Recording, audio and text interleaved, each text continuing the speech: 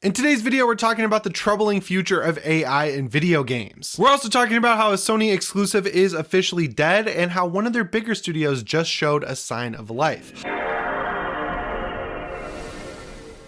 How's it going, everyone? As always, my name is Jimmy Champagne and this is PSReady, my channel all about PlayStation. If you want to keep up on everything related to the best console in the world, this is the channel for you. Hit the subscribe button and set your notifications to all. So the first thing I want to talk about today is this news story out of Square Enix. So every year at the beginning of the year, the president of Square Enix does a speech, and it really does rile people up every single year. If you guys remember last year, the thing he said that was going to be part of their games going forward, really they were feeling bullish on it, they were going to put it into everything, was NFTs. NFTs had a short life cycle, but they were the rage at the beginning of 2023, and now that we're at the beginning of 2024, he's kind of switched focus and says Square Enix is going to be really going hard on putting AI into their games. And I gotta be real, this time, at least to me, it doesn't feel like a gimmick. So what the president Takashi Kiryu actually said is that they're going to be aggressive in applying AI and other cutting edge technologies to both their content development and their publishing functions. So when he says content development, all I can really think of is this new game, The Finals. I've put a few hours into it and it's a really cool first person shooter. It's kind of picking up the mantle where Battlefield Bad Company 2 kind of left it, in the sense that it's really focused on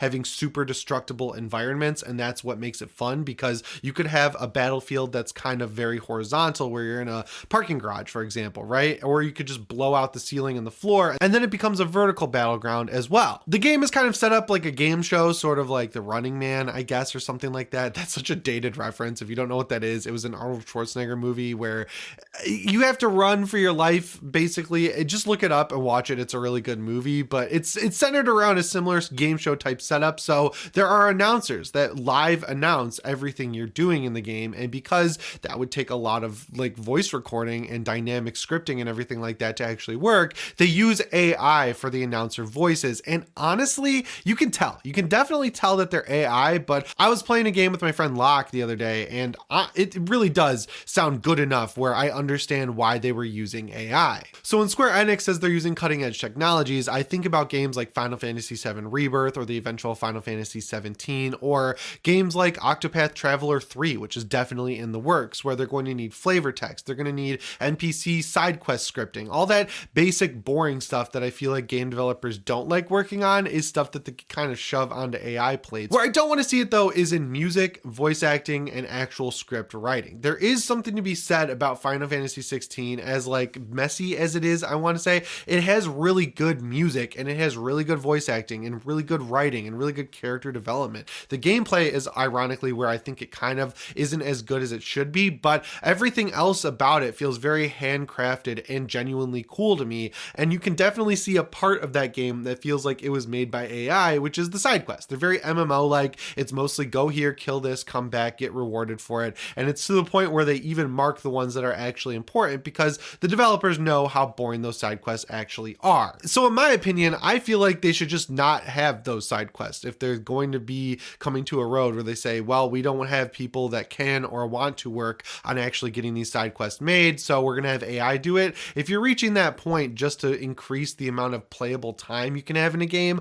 I don't think it's really worth doing, because the quality isn't going to be up to snuff with the stuff you've already made with your actual real living human being employees. I'm pretty sure Square Enix is similar to Konami in the sense that they also make gambling machines, so that's definitely somewhere where AI could come into play. But the article I read was on Push Square, and they had a great line at the end about like, when you see art for Final Fantasy VII Rebirth or the sequel to it that's definitely going to happen, make sure Cloud has all of the fingers on his hands, right? Like AI still can't seem to figure that out. They give people 6 fingers, they give people 3 fingers, it doesn't know what to do. I don't know, I like AI, but this kind of reminds me of when procedurally generated games became all the rage, like when I was graduating college back in 2015, and you can always tell. You can just tell when something's not handcrafted, and I'll always prefer handcrafted, right? Like look at Starfield.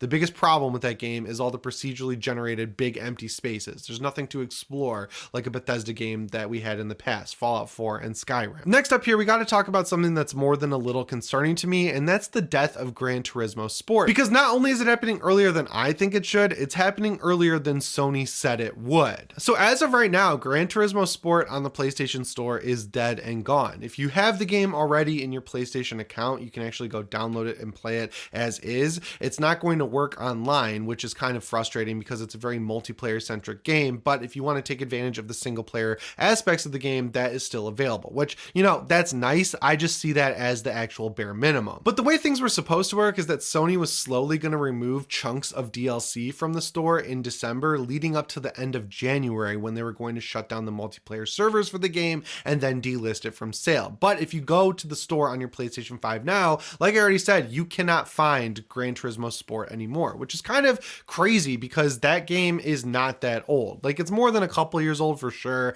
and they have Gran Turismo 7 out now, and it was always meant to be this stopgap game. But I think it's weird to see a Sony property, arguably from one of their biggest franchises ever, being delisted from their shop. And the only reason I could think of this happening is music licensing. But if you compare Gran Turismo as a franchise to something like Forza Horizon, the music is so much less important, I would say, in Gran Turismo than it is in Forza Horizon, where, you know, it makes sense why the Horizon games have to get delisted. They have massive soundtracks spanning multiple artists, multiple different music labels, multiple different genres. Like, they have full-on radio stations in those games. Whereas Gran Turismo, from what I've played of it, seems to have a classical music focus. So my one big reason as to why this game could be delisted is not really holding water for this game. It really does seem like Sony's sitting there saying it costs more to keep this running than it's worth. And when you're a multi-billion-dollar company, I just would like to see multiplayer games made by first party stay open as long as possible, just because,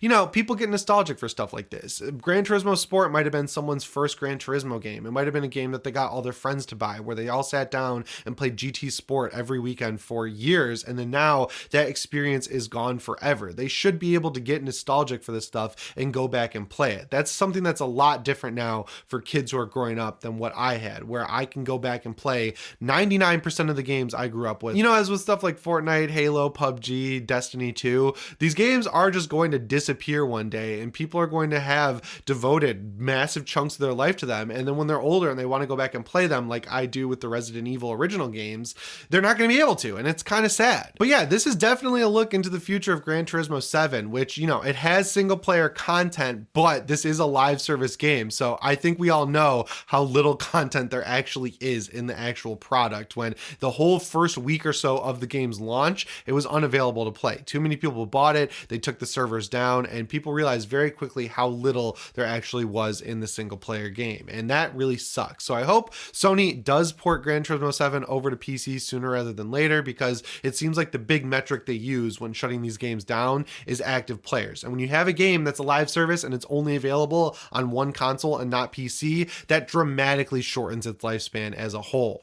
Third on my list here is something I'm extremely excited about, and that's that Sony Bend, the studio that made games like Days Gone, Resistance Retribution, Uncharted Golden Abyss, and the entire Siphon Filter series. They are showing signs of life. Yes, Days Gone has been out for years now. It seems like they were getting going on Days Gone 2. People like John Garvin left the studio, and they started over on a brand new IP, and I was definitely getting a little bit worried, right? Like, we had not heard anything from them since they changed their logo over at the studio, but they responded to someone who asked them on Twitter how their new IP is going with the phrase, "We're cooking." Now, it's not the big announcement that I think we're all hoping for, and it is kind of a bummer that there was nothing about this game that they're working on in the Insomniac leak. I know I shouldn't say that because it was bad. People got hacked, their personal details are out there, but, you know, the info we got was pretty cool, and I would have loved to see some stuff from Bend Studio because I just want to know what they're working on. It seems like what they're doing is taking what they learned on Days Gone and applying it to something new. They have a history with an action-oriented Metal Gear Solid style series. They also have made Uncharted games. It seems like at one point they were working on some sort of multiplayer Uncharted game or multiplayer Spider-Man game with Insomniac.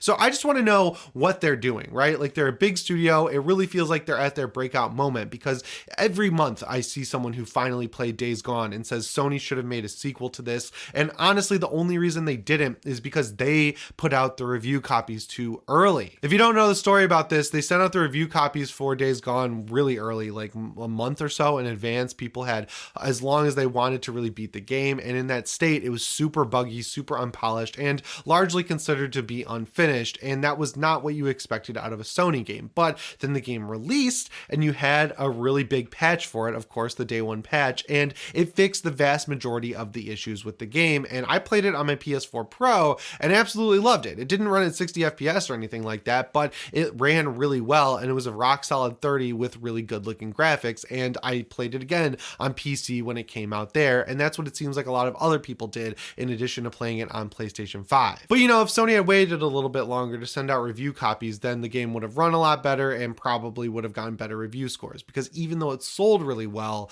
it didn't do well enough critically for Sony to greenlight a sequel. But yeah, I did some digging and there's literally nothing out there in terms of what Bend Studio is working on, so if you've got any ideas, let me know down in the comments below. Next up here, speaking of the Insomniac leak, let's revisit it for a second, because Sean Layden, the former CEO of PlayStation, just did an interview where he kind of pointed out something that I was talking about back when this leak happened. So I'm not going to talk about any game leaks or anything like that, but one of the things that we did learn from the Insomniac leak is that Spider-Man 2, the budget on that game was around $300 million, which for context, that's more than something like an Avengers movie. That's like one of the most expensive games ever, which, you know, if you look at Sony's roster in the history of the games that they've put out, Spider-Man 2018 is the best-selling game they've ever made. So it makes sense why they would kind of give Insomniac a no-holds-barred budget when it comes to making that game. And it's kind of interesting because we also learned that games like Ghost of Tsushima had a budget of around $80 million, and one of the questions being posited to Insomniac during this leak and everything that was going on was, is that $300 million translating to the screen as much as the $80 million does for Ghost of Tsushima? Like, does Ghost of Tsushima look like a dramatically cheaper game than what you're getting out of Spider-Man 2? Honestly, I'd argue that 99% of people would say no, and a lot of the stuff, at least in my opinion, that they spent that extra budget on really didn't matter ultimately in the long run, because as good as Spider-Man 2 is, I thought web wings were cool, but I definitely didn't need them because they didn't feel like Spider-Man to me, and I also definitely didn't need the story to bounce between two Spider-Men. I think the only reason to do two Spider-Men in one game and have them both be major playable characters would be to add co-op, and that is not in the game, right? Like, I would have much rather Miles just have his own game series like he already started with the Miles Morales game, and Peter Parker just continue on with the Spider-Man mainline series, and then have half the game be playable as Venom, if you are going to do that two character setup. But yeah, the whole point of the story is that game budgets seem to be completely out of control, and there's two big reasons that this is connecting to Sean Layden. The first one is that when he left Sony a few years ago, he said that one of the big things he was focusing on when he left was smaller games with smaller budgets that have a lot of really good original content versus bigger games that stretch things out as much as possible to get a bigger playtime out of the player so they feel like they got a justified $70 spent. So basically what he's talking about is the difference between something like The Last of Us Part 1 and Part 2, where you really see every dollar on the screen, and then something like Avatar Frontiers of Pandora, where it's just an endless checkbox simulator that's stretched out to hundreds of hours because you're doing the same thing over and over and over again, and it feels like that. But the new reason he's coming up in the news is because someone named Foxy Games on Twitter tweeted out, some AAA game budgets now exceed major blockbuster movies. Example, Spider-Man 2 cost Sony $300 million to make. Hard to disagree with Sean Layden's statement that AAA game development is no longer sustainable. With current trajectory, game budgets could reach $0.5 billion next gen. And at first, it sounds like $0.5 billion is awesome. Like $500 million into a game budget, it's going to be the biggest game ever made. But if you really think about it, the stuff they end up spending money on doesn't really translate all that well. Instead of the situation where putting a limit on a developer kind of makes them work with what they have and ultimately results in a better, more original game. Like, I think more times than not, that is what actually happens. You know, if you give developers unlimited money, not only does it never really seem to work out the way they think it is at the beginning, it also can create an unlimited dev cycle, which really sucks. And then if the game doesn't take off as it needs to immediately, like the razor thin margins will result in that company maybe shutting down. So when you have games like that coming out that aren't really massive budget games, it's really hard to argue against what Sean Layden is saying. And then Sean Layden quote retweeted that tweet and said we're going to see a lot of this statement in 2024. And yeah, I feel like when you're looking at stuff like Final Fantasy 16, which by all accounts sold really well, but still was a financial disappointment for Square Enix just because the budget was so high, when you have the biggest players in the industry industry complaining about stuff like this, it's hard not to see why game budgets need to come down. Like spending $500 million on games, it's just not something that's going to work out in the long run.